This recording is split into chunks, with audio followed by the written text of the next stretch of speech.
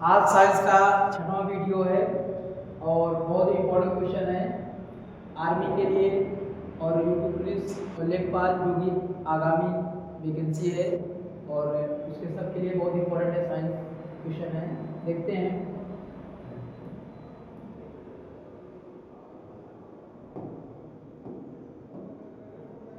इसमें पहला क्वेश्चन है, भोपाल गैस त्रासदी कौन सी गैस लीक हुई थी? भोपाल गैस त्रासदी में त्रासदी का मतलब यहाँ है भयंकर दुर्घटना से है और इसमें जो है भयंकर दुर्घटना से है। इसमें मिथाइल आइसोसाइनाइड जो होती है मिक इसको कहते हैं और ये जो है भोपाल में जो है घटना हुई थी और त्रासदी मतलब भयंकर दुर्घटना हुई थी। इसमें जो है कंपनी क्या हुई थी, गैस निकली थी और गैस जो है निकलने से लगभग 12,000 से ज़्यादा आदमी जो है इसमें मारे गए। तो इसी को बोला जाता है भोपाल गैस त्रासदी बोला जाता है और ये जो है मिथाइल आइसोसाइनाइड यानी MIC मिक जो है कि शराब होने के कारण ऐसा हुआ था। और ये कंपनी जो थी भारत में, ये अमेरिकी कंपनी थी, स्थापित की गई थी। तो ये मिथाइल आइसोसाइनाइड की मिक थी और बहुत बड़ी घटना थी। भोपाल जो है मध्य प्रदेश में है। अगला देखेंगे, गुब्बारों में कौन सी गैस भरी जाती है? तो इसमें हीलियम भरी जाती है। हीलियम गैस में जो है भरी जाती है और यहाँ बता दें हीलियम गैस जो है ये गुब्बारों में भी भरी जाती है, हल्की गैस है और ये अक्रिय गैस है। इसके बाहरी कोश में जो है 2 इलेक्ट्रॉन होते हैं और हाइड्रोजन के बाद देखा जाएगा तो ये दूसरी जो है हल्की गैस मानी जा सकती है।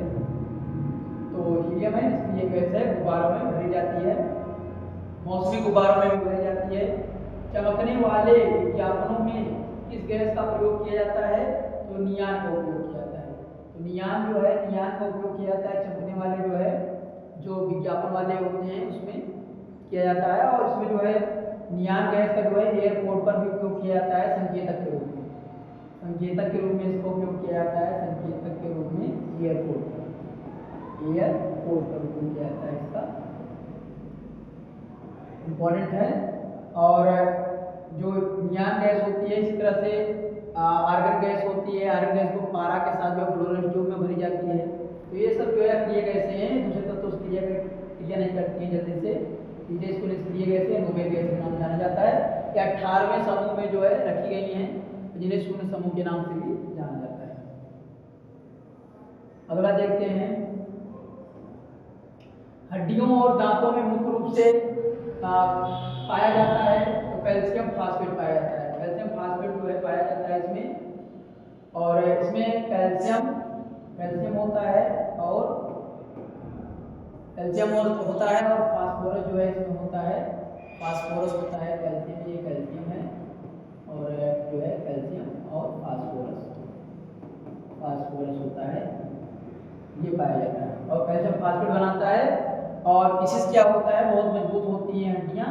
और इसमें बता दें आपको जो दांतों में भी होता है, दांत जो होता है, दांत का जो जबड़ा होता है वो जो है बहुत मजबूत होता है। इनेमल चढ़ा होता है इसके ऊपर, इनेमल होता है, ये जो बहुत मजबूत होता है, शरीर का सबसे मजबूत माना जाता है इनेमल। इसके बाद बताएंगे इसमें और किसकी कमी से जो है ये हड्डियाँ कमजोर हो जाती हैं। तो जो होता है विटामिन डी की कमी जो है सूखा रोग हो जाता है बच्चों, इसमें हो जाता है सूखा रोग हो जाता है, लिपिड बोलते हैं इसको बच्चों। और आपको बता दें जो बड़ों में होता है, बड़ों में क्या होता है तो उसमें होता है जो है ऑस्टियोपोरोसिस होता है, ऑस्टियोपोरोसिस होता है, पोरोसिस हो जाता है, जिसको अस्थि मृदुता बोलते हैं। तो बड़ों में हो जाता है और ये सूर्य के प्रकाश में जो है मिलता है, सूर्य के प्रकाश में मिलता है। तो इम्पोर्टेंट है ये। इसके बाद करें, दूध यहाँ है, दूध जो होता है, दूध की शुद्धता जो है कैसे मापा जाता है? तो लैक्टोमीटर के द्वारा जो है, लैक्टोमीटर के द्वारा जो होता है उसको मापा जाता है। लैक्टोमीटर होता है, इसके द्वारा इसको मापा जाता है दूध की शुद्धता। इसमें क्या होता है, मापता क्या है, इसमें फैट को मापता है, फैट कितना है इसमें उसी को मापकर पूरे घनत्व को मापता है, यानी फैट मापता है, घनत्व बोल सकते हैं, इसे मापता और बताता है इसमें शुद्धता कैसी है। रेडियोधर्मिता जो है, रेडियो एक्टिविटी जो होती है इसकी खोज किसने किया था? तो हेनरी बेकरल ने किया था। इन्हीं के नाम पर इसकी जो है क्षय होने की जो शक्ति है, रेडियो एक्टिविटी जो है क्षय होने की जो शक्ति है उसको जो है बेकुरल में मापा जाता है, बेकुरल। मात्रक भी होता है, और इसका एक एसआई मात्रक होता है। दूसरा मात्रक ये बोलते हैं इसमें जो है क्यूरी होता है, क्यूरी। तो इस तरह से इम्पोर्टेंट है क्वेश्चन, स्क्रीनशॉट दे सकते हैं इसमें। अगला देखते हैं आगे कौन सा क्वेश्चन है। परमाणु बम किस सिद्धांत पर कार्य करता है? बहुत इंपॉर्टेंट है क्योंकि ये दो रहा है तो इंपॉर्टेंट जानना है इसके विषय में। इसे ईरान, अमेरिका और इजराइल ये सब मिलकर के जो है आपस में युद्ध कर रहे हैं, तो ये इंपॉर्टेंट हो जाता है। तो परमाणु बम जो होता है नाभिकीय विखंडन पर कार्य करता है। नाभिकीय विखंडन किसे कहते हैं? नाभिकीय विखंडन जो होता है जब दो भागों में एक भारी नाभिक टूटता है, हल्के नाभिक में टूट जाता है, जैसे यूरेनियम जो होता है टूटता है, यूरेनियम हल्के नाभिक में टूट जाता है दो भागों में, तब क्या कहा जाता है? इसे कहा जाता है नाभिकीय विखंडन। इसके परमाणु बम बनते हैं, एटम बम कहा जाता है। बहुत सारी जो है ऊष्मा निकलती है, प्रकाश निकलता है, रेडिएशन अल्फा बीटा गामा निकलते हैं, इसलिए जो है ये बहुत नुकसान पहुंचाता है, जनधन की हानि होती है। और परमाणु बम जैसे 6 अगस्त और 9 अगस्त 1945 को अमेरिका द्वारा जो है सर्वप्रथम गिराया गया था जापान के ऊपर, हिरोशिमा और नागासाकी के ऊपर गिराया गया था। इम्पोर्टेंट है ये। हाइड्रोजन, और यहाँ बता दें जो यूरेनियम होता है इसको येलो केक के नाम से भी जाना जाता है, येलो केक, येलो केक के नाम से भी जाना जाता है इसको, यूरेनियम को। इससे बिजली भी बनाई जाती है। हाइड्रोजन बम के सिद्धांत पर आधारित है नाभिकीय संलयन। तो यहाँ क्या होता है, दो से हल्के नाभिक जो होते हैं भारी नाभिक का निर्माण करते हैं, तो इसी को बोलते हैं नाभिकीय संलयन बोलते हैं। सूर्य पर जो होता है ऊर्जा जो है इसी जो है सूर्य पर ऊर्जा प्राप्त होती है नाभिकीय संलयन द्वारा। यहाँ हाइड्रोजन जो होता है हीलियम में परिवर्तित होता है मिल करके, तो इसीलिए क्या होता है यहाँ बहुत ऊर्जा निकलती रहती है सूर्य पर नाभिकीय संलयन द्वारा होती है। और इसी बम भी इसी के सिद्धांत बनता है। हाइड्रोजन बम जो होता है वो क्या होता है कि परमाणु बम से ज़्यादा विनाशकारी माना जाता है, ज़्यादा जो है पावर होता है इसमें। इसके बाद है अम्लीय जो वर्षा होती है किन गैसों के कारण होती है, किन गैसों के कारण होती है? तो इसमें SO2 है, सल्फर डाइऑक्साइड और नाइट्रोजन डाइऑक्साइड है। तो ये सबसे ज़्यादा है नंबर 1 पर, और दूसरे पे क्या है? Nitrogen dioxide. अम्लीय वर्षा क्या होती है? जब बादल होते हैं आसमान में, वहाँ जो सल्फर डाइऑक्साइड और नाइट्रोजन डाइऑक्साइड होती है ये जल से क्रिया करके जलवाष्प से क्या बना लेती हैं? ये नाइट्रिक अम्ल, ये जो होता है H2SO4 सल्फ्यूरिक अम्ल और सल्फ्यूरस अम्ल बनाती है, और ये जो होता है नाइट्रिक अम्ल बनाती है, नाइट्रिक अम्ल। तो इस तरह से बना करके ये जब पानी के साथ जो है नीचे आता है, ये गैसें आती हैं अम्ल के रूप में, तो ये पत्तियां जो है मुरझा जाती हैं, प्राणी जो है वो जो क्या होते हैं उनके ऊपर फफोले पड़ जाते हैं, जिसे अम्लीय वर्षा बोलते हैं। जैसे जब संगमरमर होता है नष्ट होता है इस वर्षा से, तो बोलते हैं स्टोन कैंसर, जैसे कि ताजमहल। तो स्क्रीनशॉट दे सकते हैं आप लोग इस तरह से। अगला देखते हैं।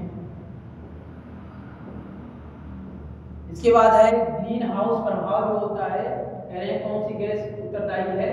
इसमें जो है CO2 है, इसको बोलते हैं कार्बन डाइऑक्साइड। इसको जो है कार्बन डाइऑक्साइड के नाम से जाना जाता है। कार्बन डाई जो है कार्बन डाइऑक्साइड होता है इस तरह से। और ये ग्रीन हाउस गैस है, ये तापमान बढ़ाती है, टेम्परेचर बढ़ा देती है पृथ्वी का, तो ये ग्रीन हाउस गैस कहलाती है। और दूसरे नंबर पे कौन है? दूसरे नंबर पे जो है मीथेन है, CH4, ये भी एक ग्रीन हाउस गैस है जो पृथ्वी पर तापमान बढ़ाती हैं और पूर्ण को शोषित करके, उसी को क्या कहा जाता है? उसी ग्रीन हाउस गैस कहा जाता है। इससे क्या होता है? ग्लोबल वार्मिंग हो रहा है, ग्लेशियर ज़्यादा पिघल रहे हैं, जिससे बहुत सारे जो समुद्र में निचले शहर हैं उनको डूबने का खतरा भी उत्पन्न हो रहा है। इसके बाद जो है चिप्स के पैकेट में कौन सी गैस भरी जाती है? तो नाइट्रोजन होती है। नाइट्रोजन जो होती है उसको ऑक्सीकरण को रोकती है। ऑक्सीकरण नहीं होता है, जो पैकेट बंद सामान होता है, जो चिप्स वगैरह होती है वो खराब नहीं होती। अगर ये नाइट्रोजन गैस ना होती तो ऑक्सीजन से चिप्स जो है क्रिया करके क्या करती है, उसमें नष्ट हो जाती है। वो क्या होता है? विकृत गंधिता हो जाती है, उसमें विकृत गंधिता हो जाता, और जिससे क्या होता है? स्वाद उसका बिगड़ जाता, स्वाद बिगड़ जाता उसका जो है स्वाद बिगड़ जाता, और गंध भी जो है आने लगती है उसमें दुर्गंध रूप में, तो इसी को बोला जाता है विकृत गंधिता हो जाता है। तो ऑक्सीकरण रोकने के लिए इसको नाइट्रोजन को भरा जाता है इसमें। सिल्वर आयोडाइड का प्रयोग किस लिए किया जाता है? कृत्रिम वर्षा कराने में। इसको बोलते हैं जो है मनुष्य द्वारा वर्षा कराया जाता है, तो इसको उपयोग करते हैं कृत्रिम वर्षा में, सिल्वर आयोडाइड का उपयोग करते हैं। सिल्वर आयोडाइड का उपयोग करते हैं कृत्रिम वर्षा में। जैसे जब जब जो होता है कुछ बादल अच्छे खासे होते हैं तो उसके ऊपर क्या किया जाता है, ड्रोन से या जो है जो वायुयान होते हैं उनसे जो है कृत्रिम रूप से वर्षा कराने के लिए सिल्वर आयोडाइड का छिड़काव किया जाता है बादलों पर। जो बादल होते हैं बादल पे जब छिड़काव किया जाता है तो उस पर सिल्वर आयोडाइड गिरता है, चारों तरफ से जो जल की बूंदें होती हैं वो संग्रहित होने लगती हैं और वर्षा करती हैं, तो उसी को कहा जाता है कृत्रिम वर्षा। शुद्ध सोना जो होता है कितने कैरेट का होता है, 24 कैरेट का होता है। शुद्ध सोना कितना होता है, 24 कैरेट का होता है। और गहना मैक्सिमम कितने कैरेट का बनाया जाता है, 22 कैरेट तक के जो है गहना बनाया जाता है। और कितना जो है इसका मान होता है, कितना परसेंट शुद्ध सोना है। और मिलावा इसमें क्या है, मिलावा क्या करते हैं, क्या क्या मिलाते हैं, कठोर करने के लिए कॉपर मिलाते हैं और इसमें चांदी भी कभी कभी मिला देते हैं थोड़ी मात्रा में, जिससे क्या होता है सोना कठोर हो जाता है। अगर इसको नहीं मिलाएंगे सोना इतना मुलायम होता है कि गहना जो है मुड़ जाएगा जल्दी। तो इसका परसेंटेज मान कैसे निकाला, जैसे कहते हैं 18 कैरेट में जो है 18 कैरेट में कितना जो शुद्ध सोना है, तो इसको 24 टोटल नीचे लिखते हैं, गुणे 100 कर देते हैं, तो 7 करने में जो है ये 75% जो है इसमें आ जाता है। तो ये क्या हो गया, सोना हो गया। और 25% क्या हो जाएगा, 25% हो जाएगा, बचेगा वो कॉपर हो जाएगा, मिलावा हो जाएगा। तो इस तरह से परसेंटेज में निकालते हैं कितना सोना है कितना जो है मिलावा है, मिलाया है। इसके साथ आप लोग दे सकते हैं इस तरह से। अगला क्वेश्चन देखते हैं।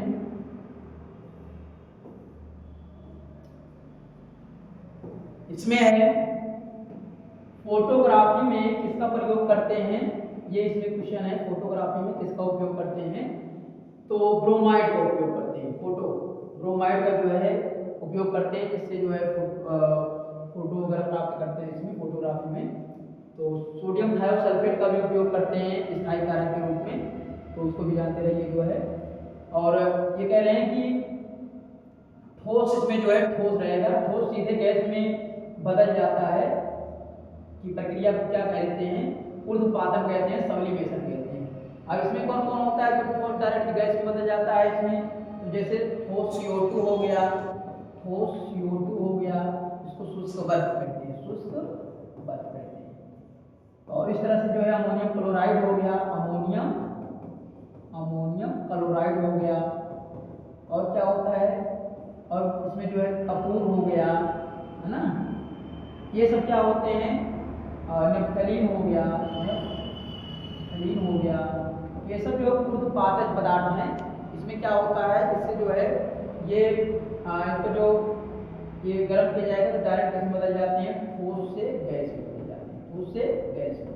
इसमें द्रव अवस्था नहीं आती है, तो इसी को बोला जाता है ऊर्ध्वपातन, बोला जाता है सबलिमेशन बोला जाता है। लोहे का शुद्धतम रूप कौन सा है, तो पिटवा लोहा है। जिससे जो है जो कृषि के उपकरण बनते हैं, कृषि उपकरण जो बनते हैं, जो इसी बनते हैं पिटवा वाले से, तो बार बार इसको जो पीट कर इसमें जो है चलने लायक जो है इसको बनाया जाता है, तो शुद्धतम लोहा होता है। अच्छा, ये इसमें कार्बन मिलाया जाता है तो क्या पार्टी इसकी परिवर्तित होती है, अगर इसमें जो है लोहा जो होता है, अगर लोहा में कार्बन मिलाया जाएगा तो इसकी कठोरता जो है बढ़ती है, क्या होती है, कठोरता इसकी क्या होती है, बढ़ जाती है।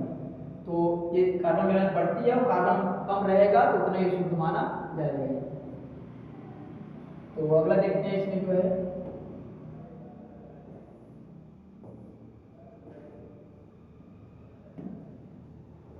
अगला क्वेश्चन आ गया है इसमें,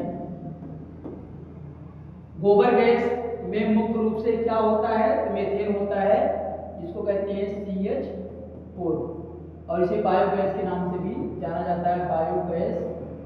और गोबर गैस कहा जाता है इसी को, और गोबर गैस इसी को जो है मार्स गैस कहते हैं, मार्स गैस कहते हैं। और इसमें सबसे ज़्यादा जो है जो गोबर गैस होती है, इसमें क्या निकलती है, मीथेन ही निकलती है, CH4।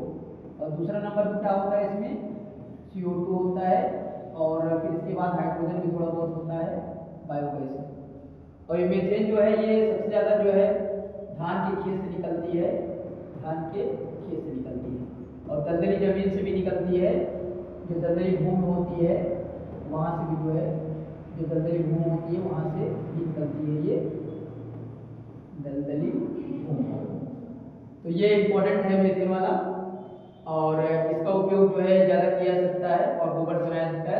जल से नमक किस विधि द्वारा प्राप्त किया जाता है? तो वाष्पीकरण।